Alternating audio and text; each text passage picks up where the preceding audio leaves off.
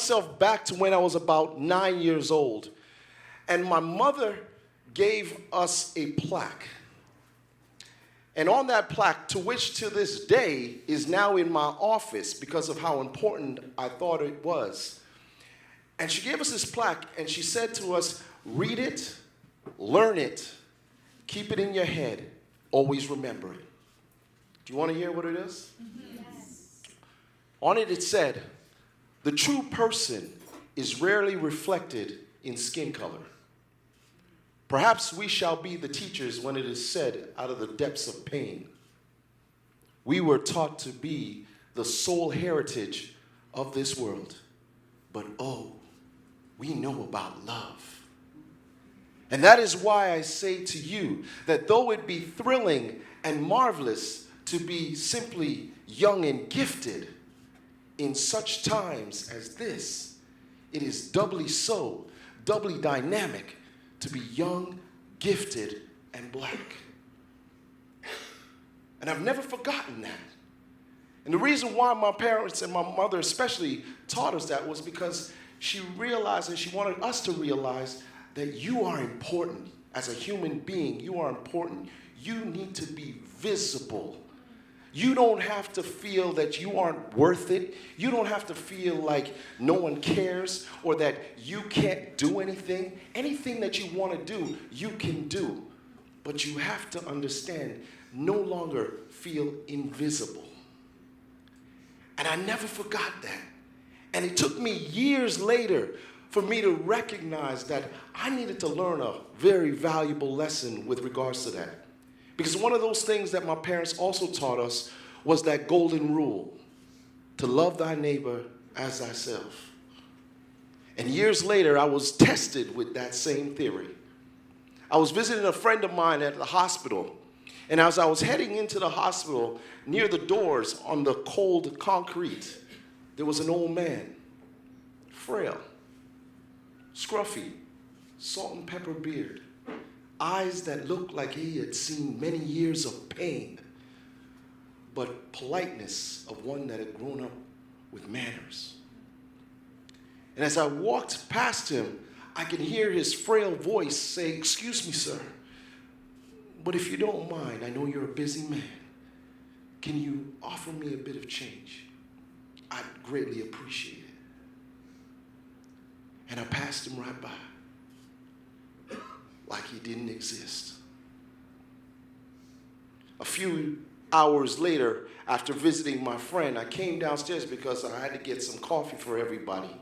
And who do you think I saw again? That's right. That same old man, frail, scruffy, salt and pepper beard, eyes that looked like he had seen many years of pain, but politeness of one that had grown up with manners. That man turned to me, and as I was walking past him, he said, "You missed me, didn't you?" I chuckled a little bit, but then I passed him right by again, because all I had on my mind was double, sugar, cream, donuts, Timbits. I again made that man feel invisible. It was not until I came back to the hospital and I saw him again, and here I am with all this coffee in my hand, and he turns to me and he says, "I guess one of those are for me, right?" And he laughed, and in that instant moment, I started to laugh because I realized what I had done to this man. I don't know this man, but I had made him feel invisible so many times. And it got me to thinking at that moment that maybe I'm not going to give you money today, but what I will do is I will get you some breakfast. And I saw his face light up like it was something that he had never heard before, or at least in a long time. And when I went across the street to the local diner, I could see the old man pressed up against the window with a smile on his face, his eyes bright with jubilation. And as I'm ordering the food, I'm talking to the waitress, and I keep looking back at him just to make sure that he's there. And that same smile all of a sudden turns to a frown. Because in his mind, he's thinking that I'm complaining and that I might be calling the cops on him.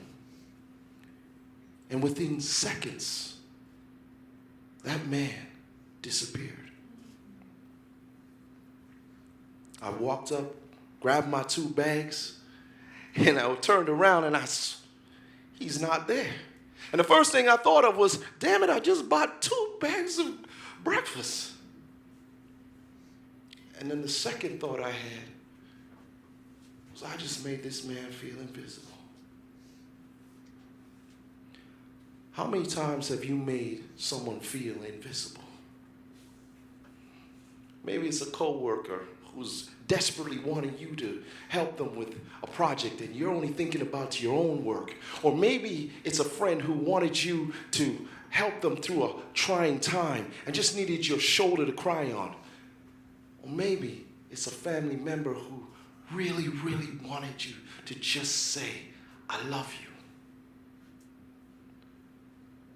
Each time, we tend to make people that are close to us or not feel invisible.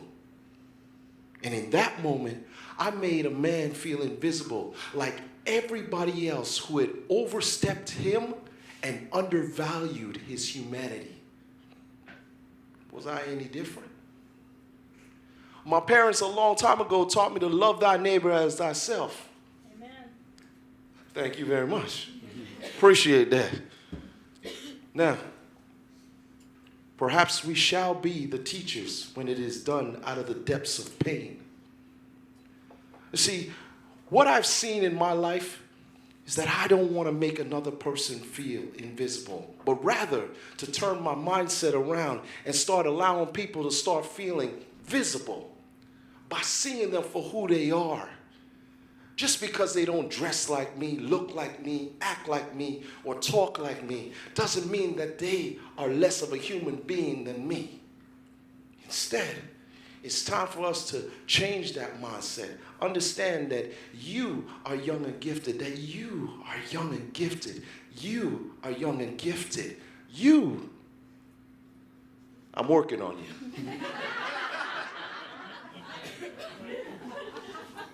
But you're gifted. We all are. So why don't we take a moment to turn around to everybody that's in this room for a second. Just look around in this room. And I'll tell you right now, you know what I see? I see a room right now, a mural of majestic magnificence. That's what I see. I see all different colors and creeds, all different people dressing differently, being themselves. And like that old man, I prejudged and predisposed of him, which I didn't need to do. Today, I'm a different person. I smile more and I look more. Not at the person who is sitting there, but more about the entire person all around. Instead of making someone feel invisible, ladies and gentlemen, start making them feel visible. Listen to them. Listen to their heart. Listen to their thoughts, their ideas, their emotions, everything that makes a human being human. And when you do that, you turn the invisible to visible and allow human beings to be invincible.